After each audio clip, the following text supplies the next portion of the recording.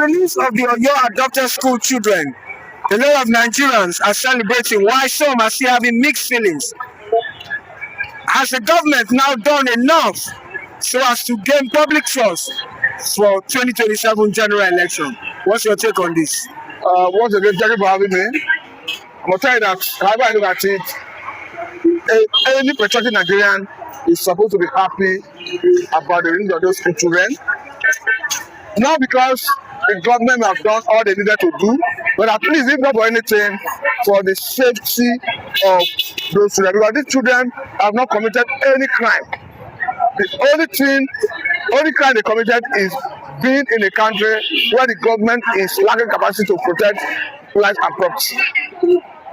Looking at what they pretend for 2027, I will tell you that it's not yet Uhuru, because what we are looking at is state police.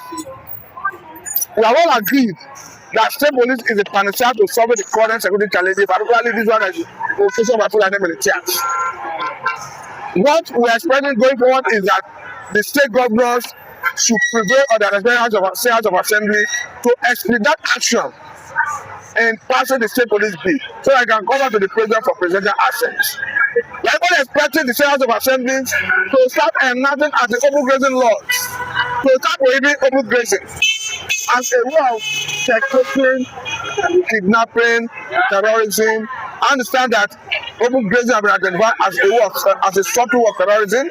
The subject that came from Delta recently, where as a Guamnishu organization got synergized with security agencies and has arrested a kidnapper who kidnapped someone and ransom was taken. It happened that this person that got involved in this kidnapping is equally involved with cattle rearing.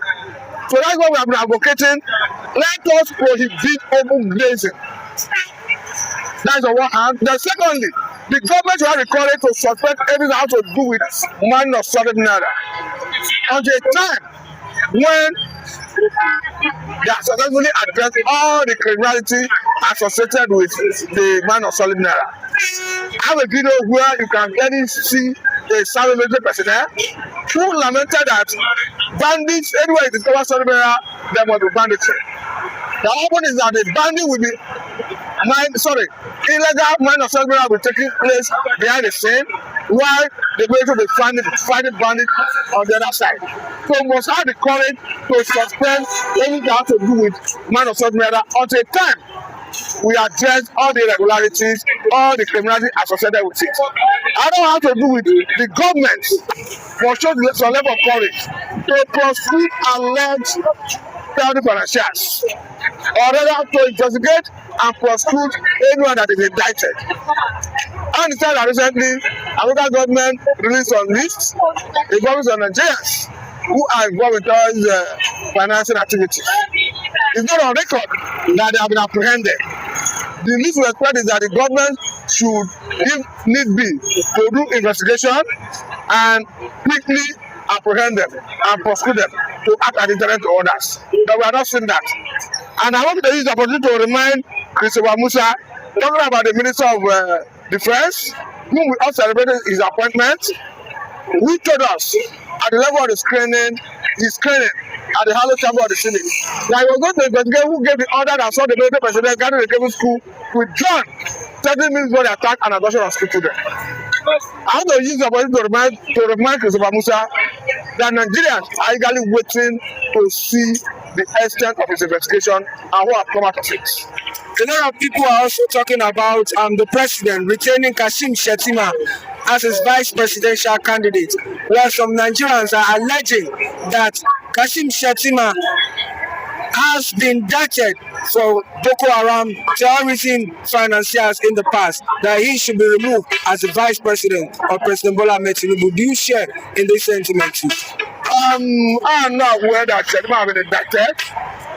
The only thing I understand is that one Kabir Sokoto, who is alleged to be a wanted person, was sometime discovered in his residence.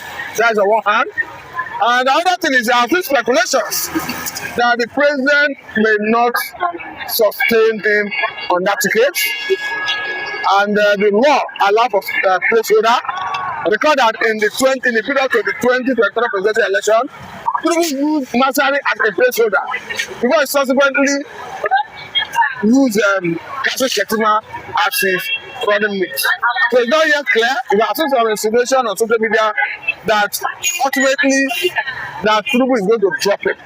I don't know whether that is true, but however I look at it, the president had the prerogative right to decide. The president has retained him already. The return you are talking about is why he went to submit his nomination form to his party. And then that even after submitting your nomination to the party, that the president has the right to change the person. That we saw that happen in the last election. When the president even had to submit his name to INEC, not party this time, after submitting his name to INEC, he used Masari as a placeholder. That what is happening, the president equally still have legal right to change it. That's the point I want you to understand. Not that the president has not submitted his nomination form when we see Kasim Shettima as the running mate. I saw that and the people have read about it. But I tell you that the president still have right to change him before the final list. All right, so what should Nigerians expect from 2027? How should Nigerians approach 2027?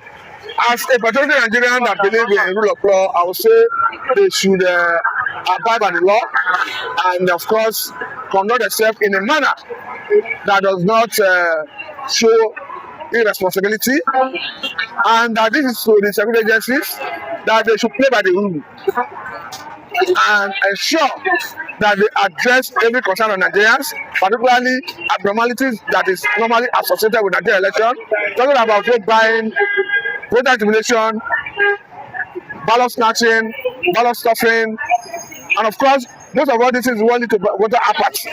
And to Nigerians, this to advise them to shun voter apathy and come out and participate.